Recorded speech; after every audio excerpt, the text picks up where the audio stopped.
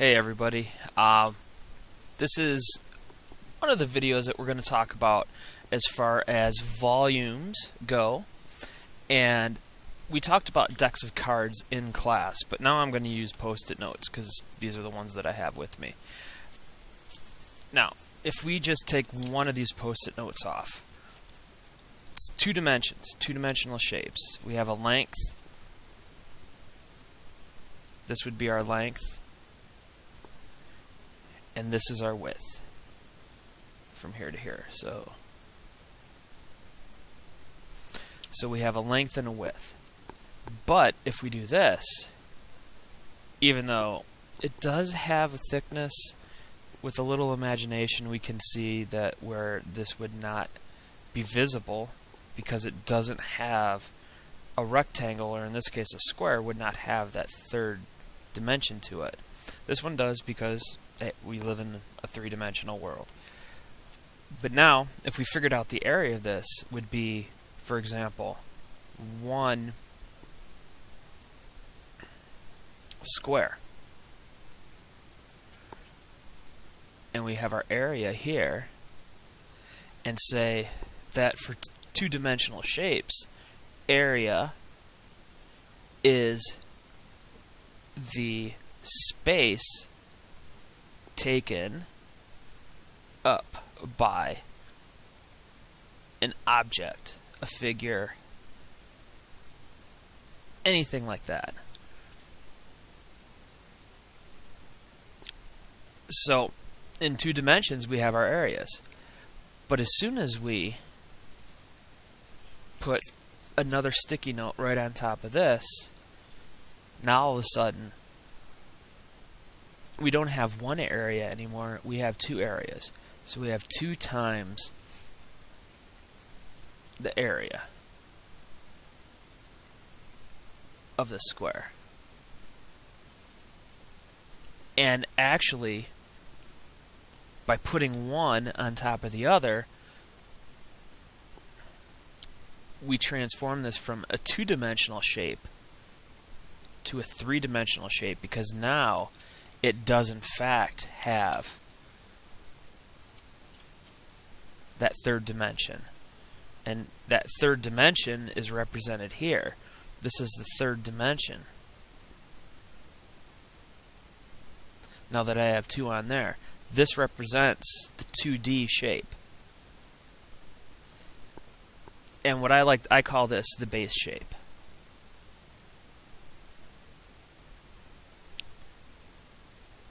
And then we could put even more on if we wanted to. This would be 3 squares. So 3 squares. Remember, this is your third dimension. These are your 2 dimensions. And if the area of one of these is just 1 square, we have 3 of those areas, because now in the third dimension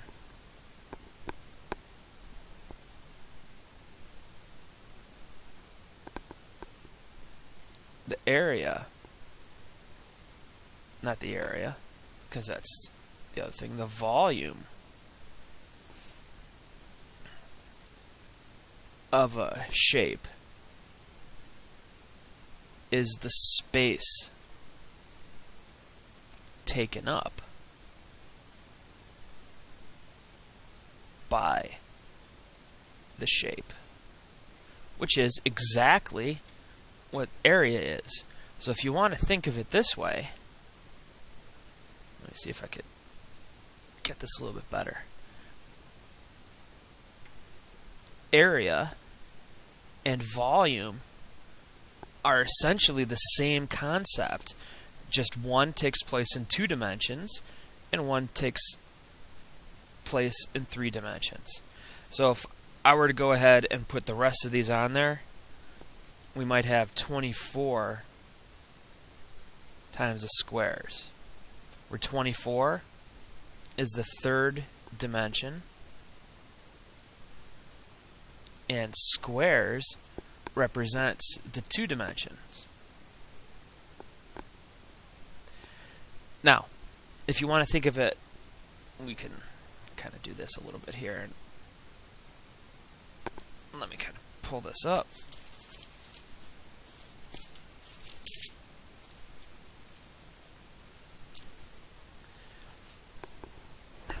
I could say that volume is going to be equal to this third dimension, which we commonly call height, times the area of the base shape. And you can think of height as how many two-dimensional base shapes are stacked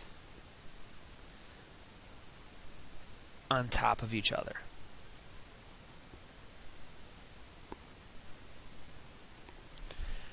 Now, we measure this, sometimes we measure it, in this case, it was the number of sticky notes that we put on top of each other. Now, if I take this shape right here, let me move this kind of out of the way. This shape is a rectangle right here. This could be considered the base shape. And if we were to cut all of these, we just stack rectangle on top of rectangle on top of rectangle. And this length right here would be the height. And it would be able to tell us how many rectangles we would have. So we would have, let me zoom this out a little bit.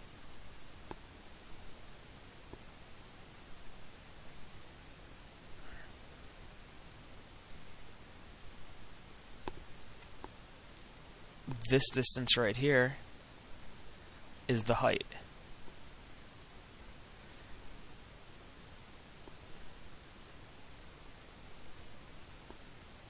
Or how many we stacked. And we measure it. We can measure it in inches. We can measure it in feet, although this wouldn't be appropriate. Centimeters, millimeters, well, however we want to. And then we can go to the base shape, which is right here, and say, all right, this is the shape that got stacked. What's the area of this guy? So we could say, in this case, the area is equal to the length, which is this, times the width, which is that. And we can figure out our area in that case. So now you can have your volume will be this area times how many got stacked up there. So everything depends on your base shape. This is why we spend time talking about a circle. Because if we take a circle and we stack it,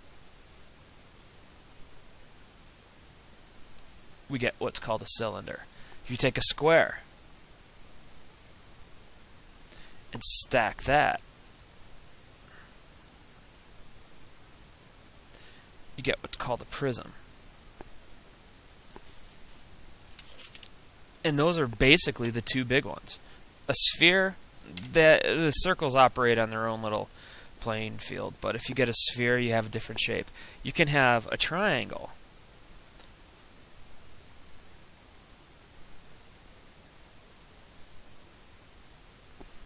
This is still a prism. But now you have to worry about the area of the triangle because that's your base shape. And you have your height from there. So this idea of what the volume actually is, based on what we did with the playing cards in class, or based on the idea of the sticky notes, even based off of this, you have a circle. And we put circle after circle after circle after circle on top of each other until we get to this entire shape.